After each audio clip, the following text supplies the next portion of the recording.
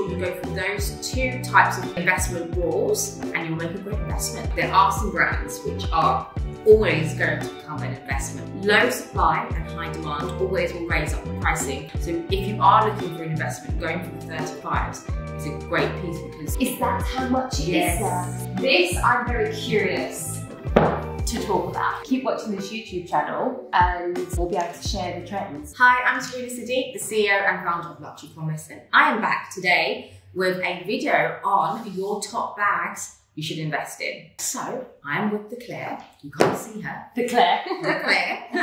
She's in the background. She can ask me some quick questions about some of these bags and we'll give you all the answers that you need to make those investment purchases.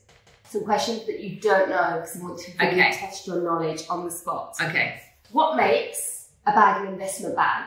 What should people look out for? Well, there's two things. One is being a timeless and a classic piece. So making sure that you're investing in something that is always not too seasonal. And then you do have the limited edition pieces, which would be collaborations with certain artists, and certain brands do that. So making sure you go for those two types of investment rules and you'll make a great investment. And are there particular brands that are always go-to? If you buy a bag from this brand, it's an investment, or is that a myth?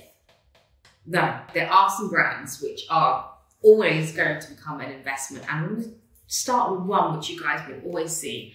It's the Mini Kelly, or the Birkin, or the Constance, or the Kelly cut. Anything from the Kelly family or Birkin family or Constance family from Hermès is always a great investment. And it's one simple rule is economics, which is low supply and high demand always will raise up the pricing of any product that you have. So when you go into Hermès, you can't just walk in, as you know.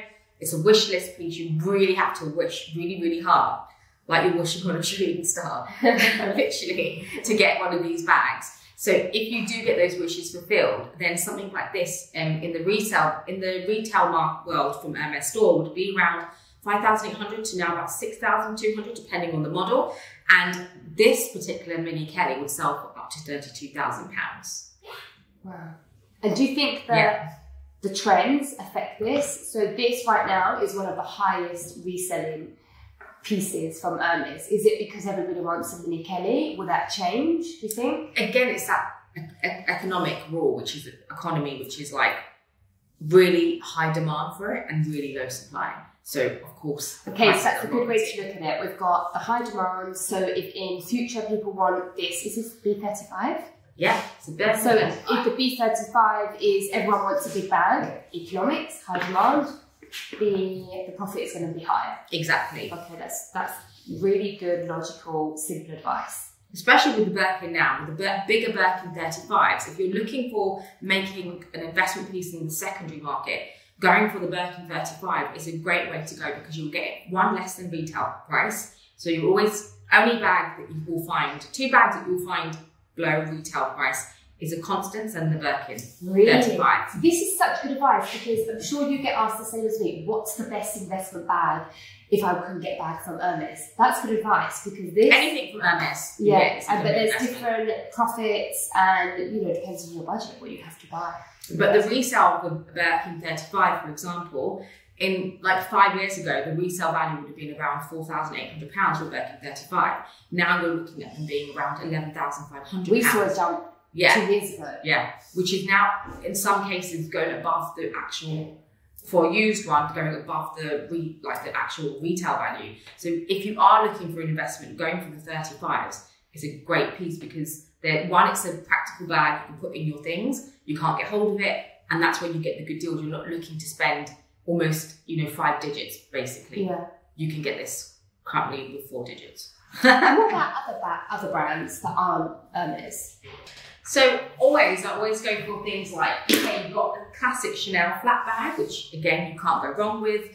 The classic Chanel, actually for the first time this year, we're seeing Chanel bags. If you buy a bag from the Chanel store, it's worth $7,800 for a medium. Is that how much it is there? $7,800? Yeah. Exactly. And if you buy it brand new, you can resell it because it's quoted now. You can resell them for £995. So you actually can make money buying a brand new one and selling it straight away. Or you can go for the vintage one in 2000 and 8 was worth £1,800, and now this is worth like £4,800. So, and secondhand, last year we were selling them at 2.8. So you're better off buying one that's accessible on a Luxury Promise website, that you can buy these. We have like, not all the time, but then, you know, we have There's some classic staples, You can buy one and still make a profit rather than begging to buy one and waiting to buy one new. And you get the below retail as well. And the quality is better. Yeah, I personally prefer the vintage. What else? What about the Dior? A lot of people always ask me about Dior. Is it an investment bag? Well, the price now of the large Dior saddle is £2,800. Now, the vintage ones you can pick up between £1,200 to £1,800.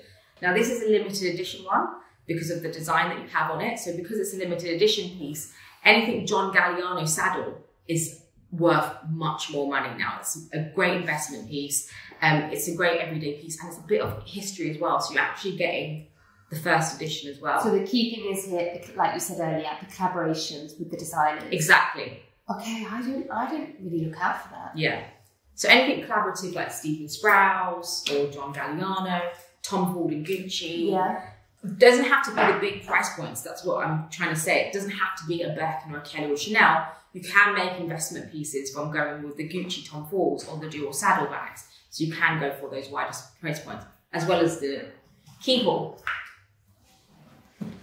Like, again, keyhole, Speedy, Neverfull, great investment pieces. They so if you want to invest in making some profit or getting some, you know, savings with some bags, you could start off with Louis Vuitton. Yes. Because it's cheaper to buy. Yeah. And then you can work your way up. Yeah. Just like when you're buying houses. Exactly. This is the apartment. Yeah, this is the apartment. This is, you go for, you know, the price point is accessible. One, you get to enjoy it and use it. It's really durable. And again, you're not going to be paying that £20,000 price point. You could be paying anywhere between, in the secondary market, between £680. And this actually could be valued about £980, and they're quite hard to come by. So going for anything like this, you would make an investment within a year, it would go up within the year. And what about the Lady Dior? Lady Dior, again, it's just a classic. You can never, ever, ever go wrong with a classic Because I model. feel like if you bought this new and then you resold it, you wouldn't make a profit. No, Is it another kind of investment? Yeah, so this isn't something that you're going to buy new and flip. Like now, Chanel classic flat bags and Birkins and Kellys, you can buy them new, and within 20 seconds, you basically, the minute you pay and you own it, you can make an investment, you can flip them. Things like a Dior saddle or a Lady Dior, you have to hold on to them to make an investment. So it holds the value, it's like the long game. Yeah, if you're, like, not everyone's going to buy a bag for investment, they buy it to enjoy it. So you can enjoy it, and in 2 years' time, this will be worth much more in the resale market. So something like this would be around, you know, £2,500, between 18 to 2.5, and then next year or 2 years' time, it'll be worth a few £100s more. So again, a great investment as well.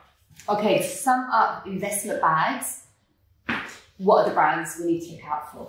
Chanel, Louis Vuitton, and Hermès, obviously your top three. And then you've got your Dior's, and then in the Dior brand, you've got, you know, the saddle, the Lady Dior, even the book tote can be a classic bag as well. So the classic models will hold their value.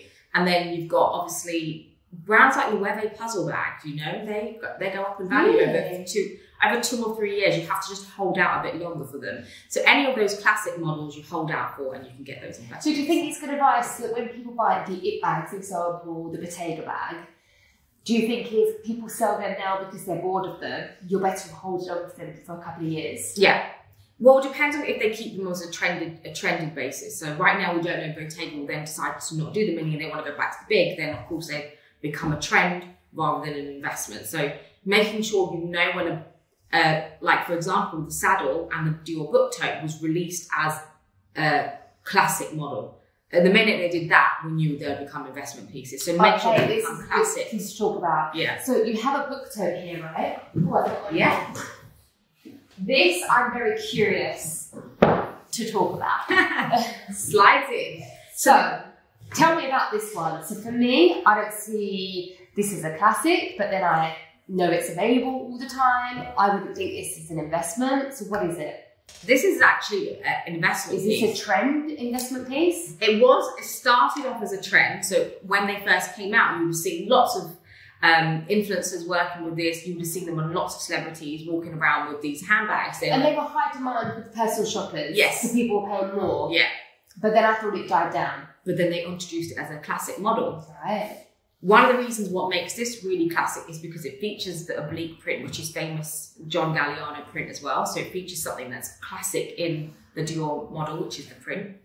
And then they introduced it as a classic model, which goes up and up in value. So when you first got them, they were 1,800, they're now over £2,500. And we see that they hold they're only a few £100 below their actual retail.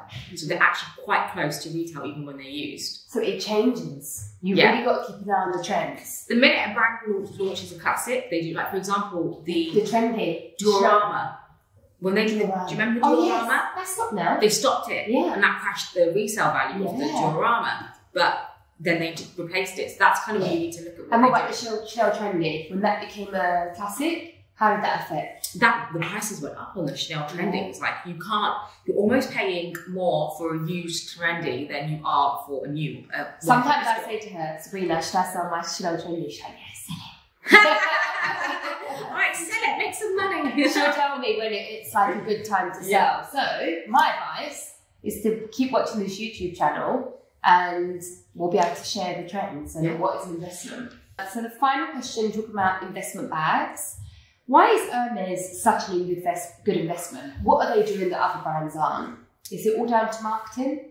I think it's the history behind the brand, right? Because it's still a family business. It's still a family business. The Queen had to wait for her coronation for her carriage to be fitted out fitted by Hermès. If she had to wait, everyone else had to wait. It's the waiting game. The minute you tell people they can't have it, again, it's that playing on the mind. Like, I'm really sorry there isn't enough in the back for you. You have to come back. It could be 1 or 2 years waiting. And then that pushes the demand higher. It's human nature, isn't it? It's the supply side. Especially when you have the money to buy something, it makes it, that you can't have it. You're like, well, I've got the money. It's like a golden nugget. I tell you, there's 5 bags with a golden nugget in it. And you're going to wait. You have to wait for that golden nugget to get that bag. You're going to wait. And that golden nugget bag is going to be so much worth more than the others that you can just easily get. Yeah. And that's why Chanel are changing their rule. And that's why Van Cleef have changed their rule. They've all changed at the same time last year. Yeah. Even luxury jewellery now, you can only get 1 pair of earring, 1 necklace. So they're quotering it, which means, again, they're reducing the supply that's out there. And I think that people are going to think, well, I'm not going to buy it then. But really, they are going to. Yeah. Because they want what they can't have. Because they might never get the chance again. And that's why the pre-love market is good, because it's there. Yeah. You don't have to pay the game. It makes it accessible. And you can still buy the vintage, like my favourite here, the Maxi. You can still buy these and still make money. So I've had this for a couple of years, maybe 3 years now. Just, I think 2019 you bought. I think it's tripled. Yeah. So you can even make money on the pre-loved pieces as well. Depending on how fast you want to make money. So the time frame of having it. But if you're sitting in your wardrobe, which most bags do, and you're using it, it just goes up in value. Okay, so I think that's all the pinpoints for investment bags. Anything you want to end on that? That's it. Keep working for that Birkin. That's my last point. Thank you so much for watching. If you haven't subscribed, please do. And we will see you next time for more special YouTube advice. Take care. Bye.